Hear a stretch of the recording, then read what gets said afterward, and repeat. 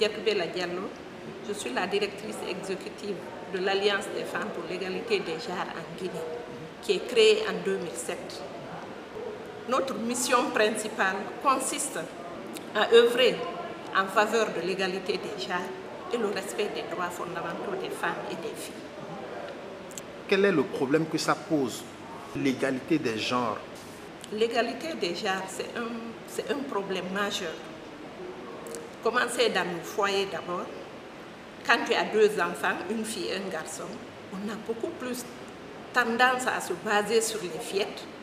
Lave la maison, nettoie les bols, fait ceci, fait cela. Le petit garçon a tout le temps pour aller jouer. Après les examens, l'éducation, on pense que la fille n'est pas à la hauteur. Donc, nous, on a jugé nécessaire tout ce que le garçon peut faire intellectuellement, la femme aussi peut le faire. Mais il faut donner la chance à la femme pour qu'elle ait une bonne éducation, pour avoir la même chance que le petit garçon. Donc, en clair, la jeune fille, on ne lui donne pas les mêmes chances que le jeune garçon. Voilà. Alors, est-ce que dans cette dynamique, est-ce que vous autorisez que la fille et le jeune garçon puissent en même aussi faire de manière plus ou moins équitable les travaux ménagers? Est-ce que vous acceptez que le jeune garçon aussi participe pendant que la jeune fille lave la vaisselle, que le jeune garçon balaie la chambre? Évidemment, nous le faisons. Comment ça se fait?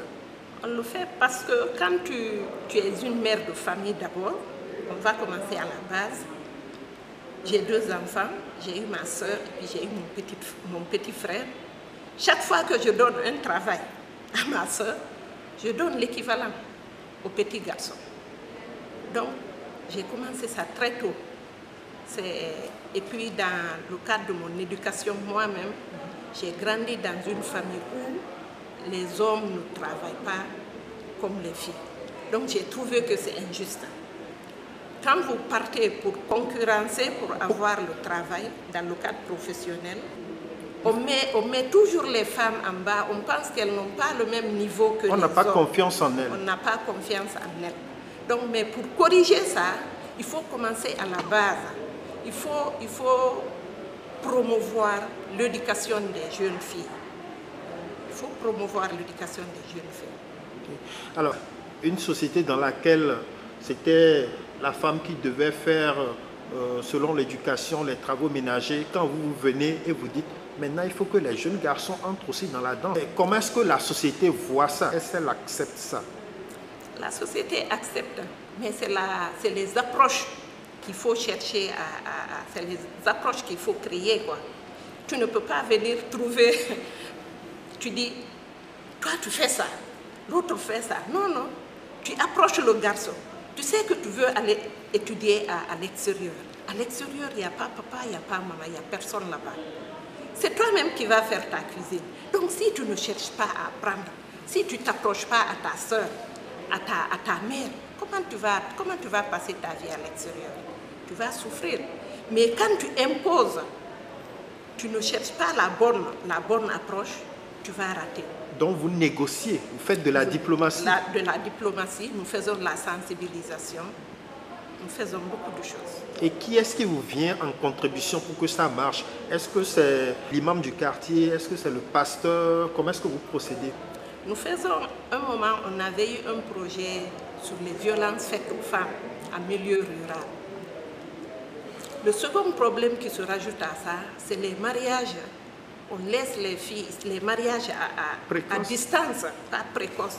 Mariage à distance. C'est-à-dire quoi? Ça fait, il y a un monsieur qui est à l'extérieur, il veut épouser une fille ici, il envoie l'argent, il épouse la fille, il la laisse ici. 2 ans, 3 ans, 4 ans, 5 ans. Ils ne viennent pas, ils ne consomment pas leur mariage. Il est à l'extérieur. Il est à l'extérieur, il dit qu'il n'a pas eu les papiers. Donc la fille, elle est là, elle rentre, elle sort. Après, elle a des problèmes avec sa belle famille. On dit non, celle-là, elle marche trop, elle n'est pas correcte. Donc nous faisons la sensibilisation au niveau des imams pour ne pas qu'on donne leur fille aux gens qui sont à l'extérieur. Pour leur donner, il faut leur présence physique. Et puis, il faut qu'ils partent avec la fille. Et s'ils ne partent pas avec la fille, il faut qu'ils établissent un chronogramme qui va permettre au couple de se voir chaque fois. Il va permettre le monsieur de se déplacer, quoi, en un mot. Et c'est un phénomène qui est fréquent chez vous en Guinée? C'est très fréquent en Guinée. Oui. C'est très, très fréquent. Mais qu'est-ce qui amène les familles à accepter ce mariage-là où on ne voit pas leur beau-fils, mais on fait quand même le mariage? Qu'est-ce qui les pousse? Non, parce que vous savez, le mariage, en fait, ce n'est pas entre deux personnes. C'est entre deux familles.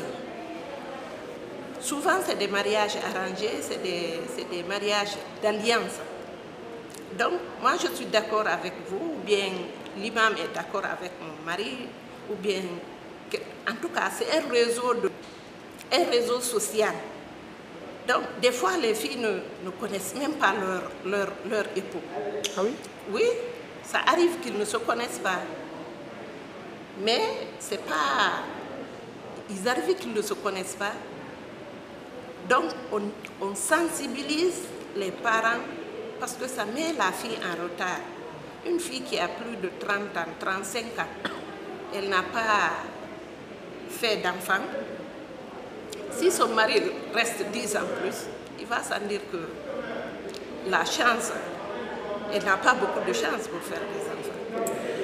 Alors, Madame Diallo, quels sont les résultats auxquels vous parvenez dans votre lutte? Vos réalisations? C'est à cause de ça que nous travaillons beaucoup sur les violences faites aux femmes, parce que donner les filles là, c'est une sorte de violence morale, vous voyez.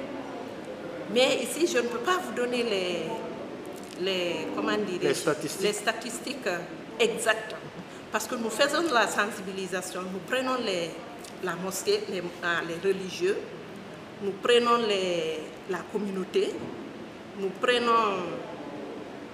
prenons la jeunesse, nous passons des émissions dans les radios. Donc, c'est des centaines de personnes. La sensibilisation touche beaucoup de personnes. Parce que vous savez, les radios rurales qui sont à l'intérieur du pays, ils n'ont pas d'autre activité. Il n'y a pas de télé. Donc, le soir, chacun est devant sa maison, tu allumes ta petite radio et puis tu écoutes les débats. Vous voyez? Donc, ça touche plusieurs personnes. Donc, les médias vous apportent un bon appui? Ils nous apportent un bon appui. Les radios communautaires? Oui, ils nous apportent un bon appui. Oui. Ah. Nous travaillons aussi parallèlement, maintenant nous travaillons sur la documentation des violences faites aux femmes. Donc là, on a compris que les femmes victimes là, elles ont des problèmes pour pouvoir prouver qu'ils ont été violentés. Donc, la dernière action qu'on a eu à faire, on a sensibilisé pour la première documentation. La fille qui est violentée, qu'est-ce qu'il faut? Il ne faut pas courir directement te changer, il ne faut pas accepter qu'on négocie ça en famille. Il faut aller directement dans un centre de santé le plus proche, faire des examens, faire les papiers. Et quand vous parlez de violence, il s'agit de viol ou bien toute forme de violence? Vous savez, il y a plusieurs violences, mais surtout les viols et les violences conjugales. Oui. Vous faites partie des organisations précédemment partenaires de Osiwa. Il y a une formation ici à Abidjan, en Côte d'Ivoire, formation dispensée par l'Institut de la société civile de l'Afrique de l'Ouest. Alors, pendant ces 5 jours de formation, qu'est-ce que vous pensez avoir appris qui va vous servir à avancer dans votre lutte en Guinée en faveur de l'égalité des genres? Je vous remercie. La question là est très importante.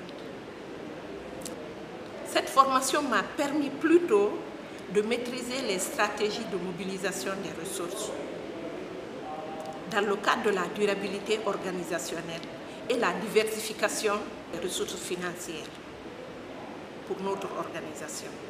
Donc on a compris, pour que notre organisation ait une durabilité, il faut se battre à diversifier les ressources financières, humaines et techniques. Parce qu'on ne va pas continuer à attendre, à aller vers les bailleurs de fonds. Avec la crise mondiale qui sévit, ça s'est ça a diminué les barres de fonds, ont diminué de prendre les organisations, de financer les organisations. Donc ça va nous permettre de pouvoir continuer à suivre nos objectifs à long terme. Surtout qu'ici, ils nous ont parlé de l'entreprise sociale, quelque chose que nous, les organisations, la société civile, ne savaient pas. Donc, l'entreprise sociale va nous permettre davantage de faire fonctionner les organisations, les ONG. Vous êtes prête à expérimenter cela? Je suis prête à expérimenter. Je suis prête. Je profite de cette occasion pour remercier la Fondation et le WACSI pour avoir donné cette importante formation. Et je recommande, s'ils peuvent multiplier des formations comme ça va beaucoup plus nous renforcer dans l'atteinte de nos objectifs. Je vous remercie. Merci beaucoup.